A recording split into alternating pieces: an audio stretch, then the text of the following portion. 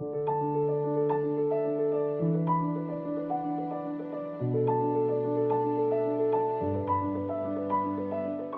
at the Law Society, we're delivering services to our members who are solicitors. It's a range of services from publications, phone-based services and web-based services. So we moved to a more active work style as part of our overall transformational change programme, and we're moving to a different working pattern where we'll be interacting with different teams more and less silo working.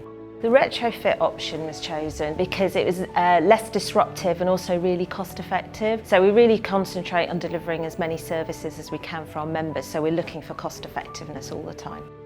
Sit-stand working has changed the working environment because it helps people interact with one another more. I think it even encourages more creative thinking, and people are just more ready to share desks and work in a more collaborative way. Employers have adapted really well to sit-stand working. Our CEO actually advocates standing for a period of time, so he models that behaviour, and I think people have adapted really well and enjoying working with different teams and desk sharing.